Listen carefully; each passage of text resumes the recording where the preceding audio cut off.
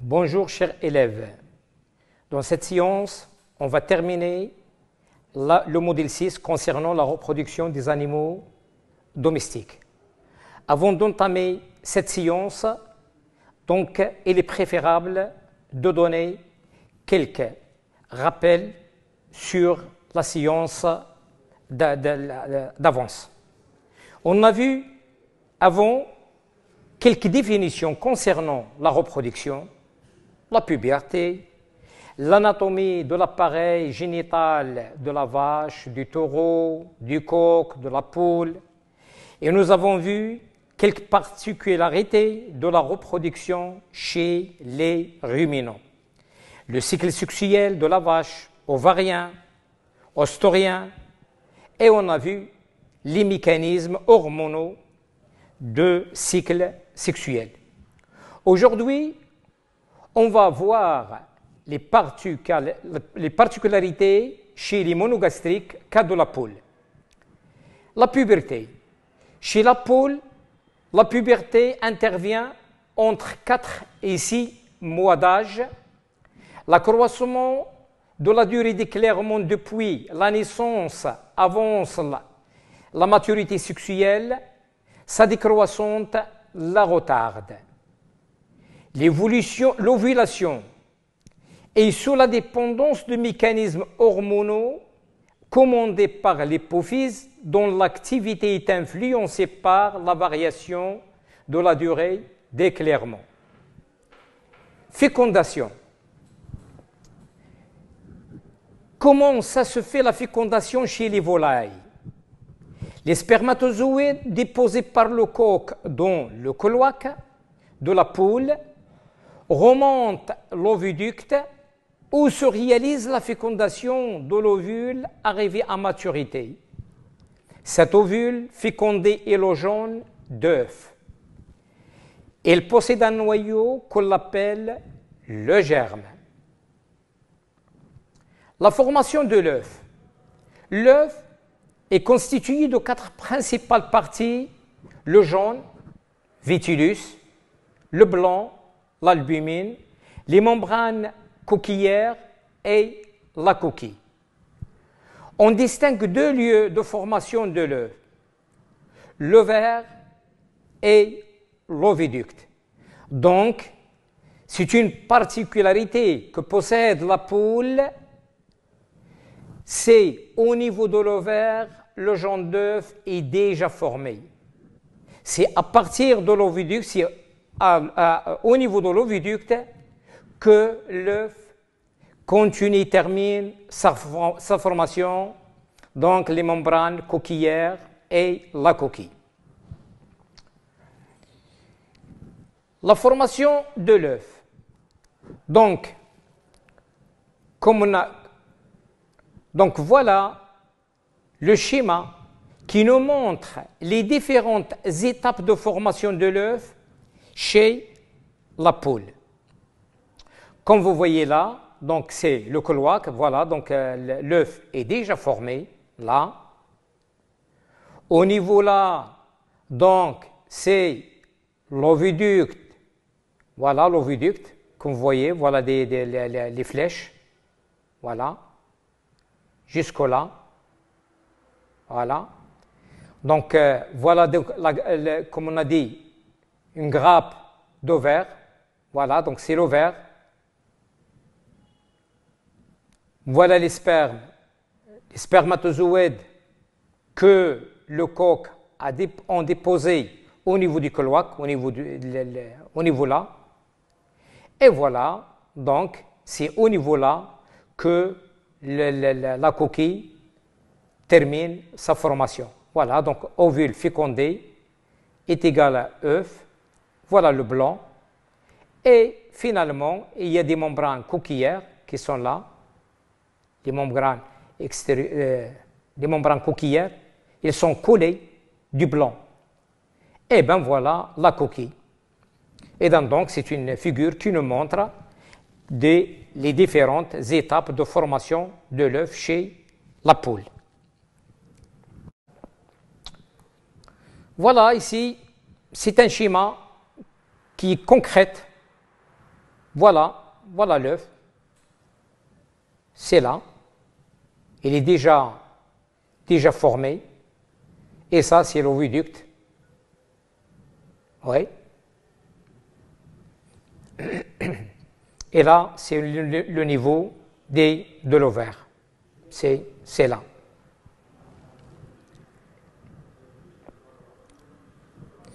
Structure de l'œuf. Comme vous connaissez tous que l'œuf est composé d'un jaune d'œuf, voilà, c'est le jaune, voilà, chalaze, voilà, le blanc ou l'albumine, voilà, le disque germinatif, c'est le point que vous voyez là, un point rouge, et membrane de coquille, ou tout simplement les membranes coquillères, parce qu'il y en a plusieurs, voilà. Et la coquille, c'est la partie externe de l'œuf. Là, c'est la chambre à air. Vous savez tous que l'œuf inspire et respire, voilà. Donc, il y a quand même un échange thermique qui se fait entre l'intérieur et l'extérieur de l'œuf. Donc, et voilà, donc la membrane du jaune, voilà, vitiline, voilà. Donc, ça, c'est la structure de l'œuf. Là, on va voir quelles sont les étapes de la reproduction et on va prendre comme cas la vache. Les étapes de la reproduction, d'abord, c'est la mise en place de la semence. Que ça veut dire la semence? La semence, ce sont les spermes, et spécialement les spermatozoïdes qui vont féconder l'ovule. Donc, vous savez tous qu'il y a deux méthodes pour qu'on arrive à féconder l'ovule, soit naturellement, par l'utilisation d'un taureau, soit d'une façon artificielle, c'est en présence d'un inséminateur qui dispose bien sûr des paillettes et d'éjaculat qui va donc la déposer au niveau de la matrice. Donc l'insémination est le dépôt des spermatozoïdes dans les voies génitales femelles. Elle est naturelle lorsqu'il y a accouplement, présence du mâle, c'est-à-dire un taureau, et artificielle lorsqu'il est réalisé sans présence du mâle, c'est-à-dire à l'aide d'un inséminateur qui est spécialisé dans ce domaine.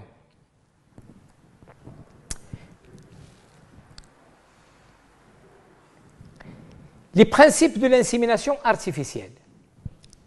L'insémination artificielle est une technique comportant une succession d'opérations qui consistent à recueillir le sperme du mâle à l'aide d'un appareil spécial pour ensuite le déposer dans les voies génitales femelles. Comme vous voyez là, donc cette photo-là nous montre, elle est claire, nous montre un inséminateur qui est en train d'inséminer bien sûr une vache qui est en chaleur. Vous voyez là, c'est sa main droite, c'est plutôt gauche, et là, c'est sa main droite.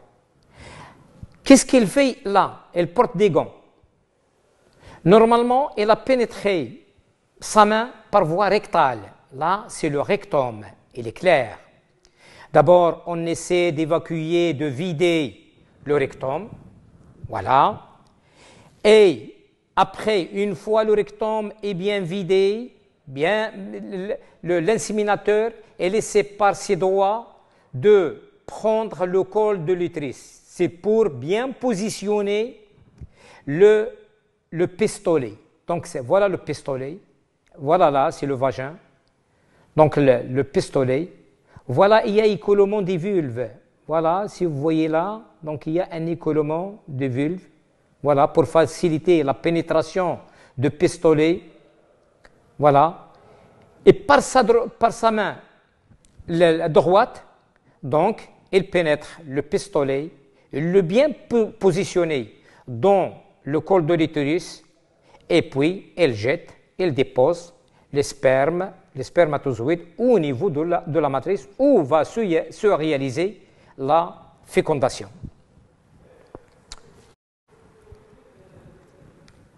Voilà, c'est une photo qui nous montre ce qui se passe à l'intérieur de l'appareil génital de la vache.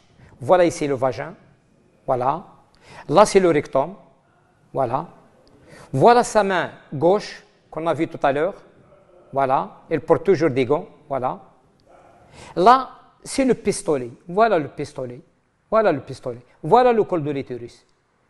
Avec la main la gauche, il tient le col de l'utérus lorsque l'inséminateur sentira que le pistolet est déposé dans la bonne voie.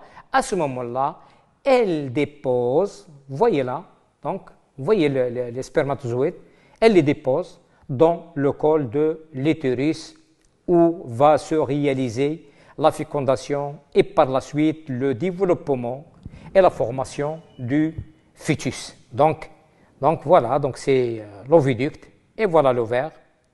Donc l'ovaire qui a libéré bien sûr l'ovule qui sera fécondé par les spermatozoïdes déposés par l'inséminateur.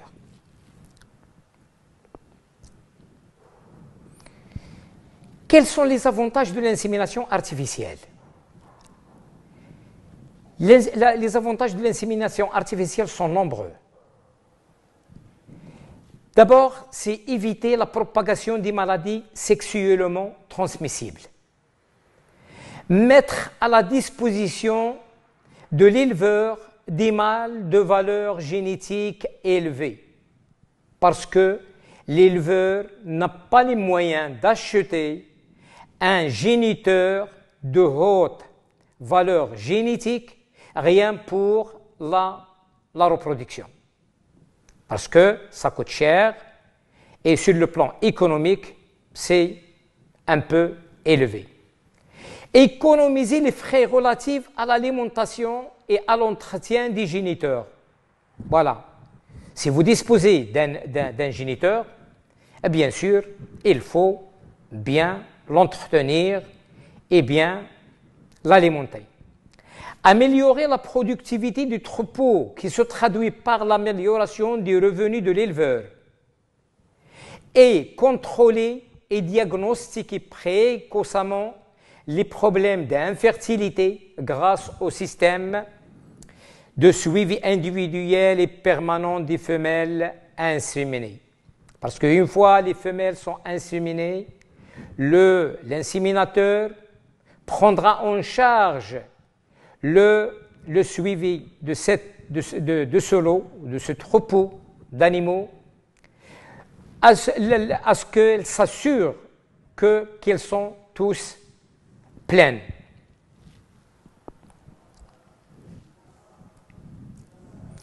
Donc, la fécondation. C'est quoi la fécondation? La fécondation, c'est la fusion d'un gamète mâle et d'un gamète femelle donnant naissance à l'œuf. Sa réalisation nécessite le dépôt du sperme dans les voies génitales femelles, là où se réalise la gestation, la rencontre entre les gamètes mâles et femelles.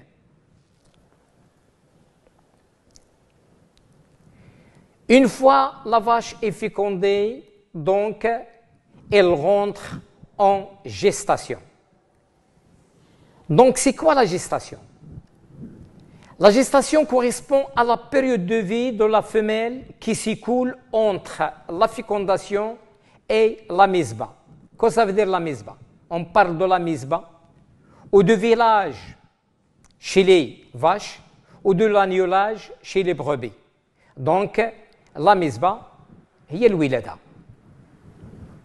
Le tableau suivant présente les durées moyennes de gestation chez certaines femelles de ruminants.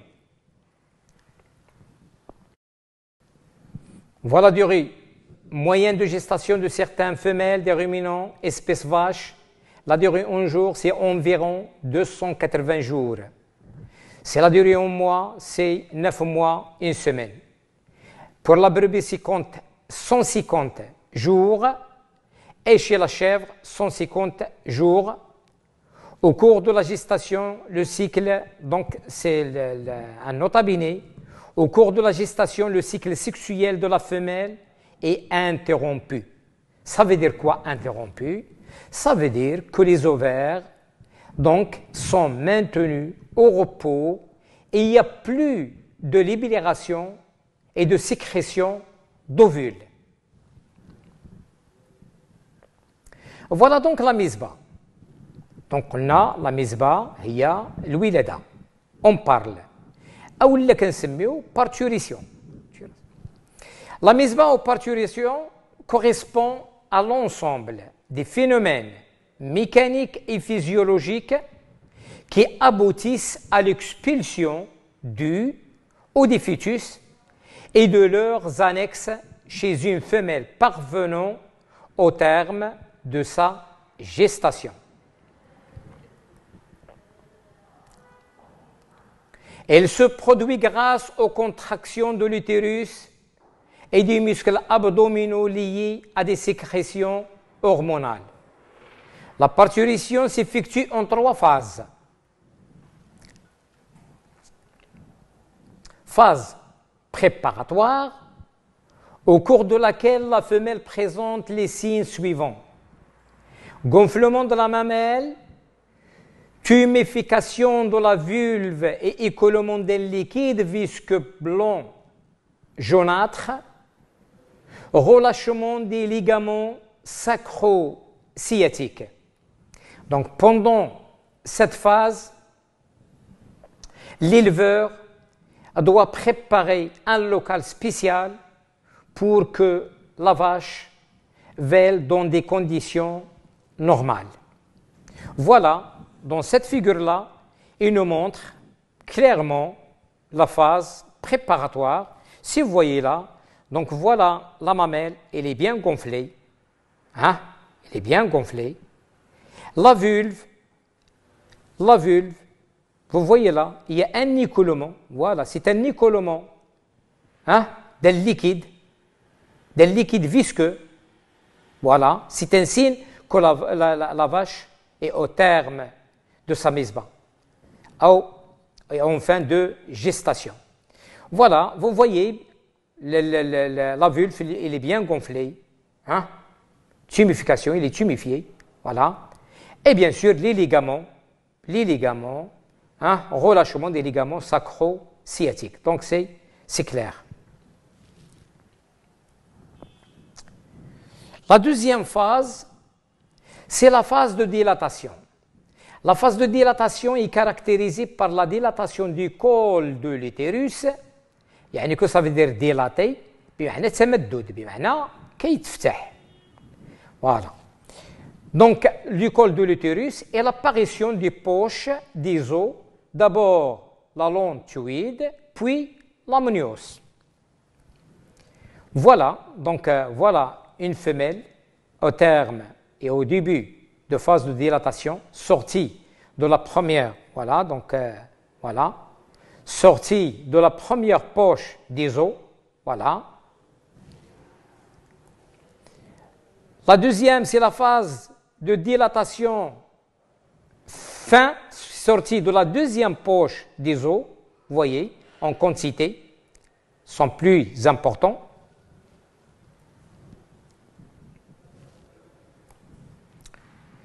Et enfin, la phase d'expulsion. Au cours de cette phase, on assiste à la rupture des poches des os, à l'expulsion du fœtus et la rupture du cordon ombilical. comme vous voyez là. Donc voilà les premiers signes. Voilà, donc c'est fin, sortie de la deuxième poche, dilatation. Voilà, phase d'expulsion, c'est clair. Voilà les pattes antérieures sont devant et la tête. Et normalement, c'est la mise bas normale. C'est la mise bas normale, là où il n'y a pas de complications et pas de difficultés chez la vache lorsque les pattes antérieures, يعني الرجلين الأولين et la tête يعني هما اللي كيسبقوا. هذه كتكون حالة عادية. Donc phase d'expulsion, protection de la vulve, éventuellement traction modérée. بمعنى البقرة كتزحم وكنجيو si vous voyez là en cas de difficulté كنعاونوا البقرة. Donc voilà des cordes. Hein, ils sont reliés dans des pattes, mais il faut bien sûr un spécialiste. Voilà. Et là, voilà notre futur veau. Il est sorti, donc c'est la phase d'expulsion. Il est bien expulsé. Le cordon est rompu. Le veau est né. Là, c'est un cas naturel. Voilà une vache. Concrètement, elle est dans la phase d'expulsion. Voilà les pattes qui sont en blanche. Hein? Et voilà la tête en noir.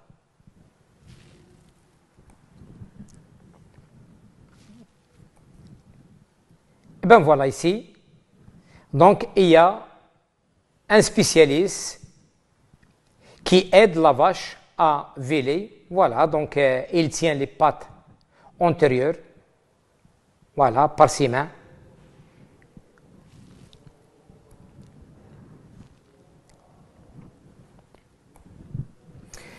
Et finalement, une fois le veau est né, on parle de la délivrance. C'est quoi la délivrance? C'est l'expulsion des enveloppes fœtales quelques heures après la mise bas. Et c'est la délivrance, donc on parle de meshima. Donc la vache doit se débarrasser de ces enveloppes fœtales pour que sa matrice bien se nettoie, hein, et se prépare pour le cycle à venir. Là voilà une vache concrètement, elle est en train de se débarrasser de ces enveloppes fœtales. Et voilà. Là, on va voir les paramètres de reproduction. Les paramètres de reproduction, on parle du taux de fertilité, le taux de prolificité, le taux de fécondité. Pour le taux de fertilité, donc, il est exprimé en pourcentage. Si le nombre de femelles ayant mis bas par rapport au nombre de femelles mises à la reproduction. C'est-à-dire parmi les femelles qui sont mises à la reproduction, qu'on a considéré qu'elles sont fécondées, combien d'entre elles ont ayant mis bas. يعني شحال من ديال النتيوات اللي ولدوا من هادوك اللي حطيناهم لا reproduction. بالنسبة لو taux de prolificité, si le nombre de produits nés soit mort ou vivant par rapport au nombre de femelles ayant mis bas. يعني ماشي بالضرورة la prolificité, بحال مثلا si on prend le cas que vous le connaissez bien, la race ovine de Man, c'est la race saharienne. Donc c'est une race, c'est-à-dire elle donne plusieurs agneaux par agnolage. C'est-à-dire chaque misba, il nous donne plus d'un agneau. Donc Comment peut-on déterminer le taux de prolificité? Donc, c'est tout simplement c'est le nombre de produits nés, soit morts ou vivants, par rapport au nombre de femelles ayant mis bas. Le taux de fécondité, c'est le nombre de produits nés morts ou vivants par rapport au nombre de femelles mises à la reproduction. Ce qui nous donne que le taux de fécondité, c'est le taux de fertilité multiplié par le taux de prolificité. Et finalement, le taux de mortalité de la naissance jusqu'au sevrage, c'est le nombre de jeunes sevrés par rapport au nombre de jeunes nés.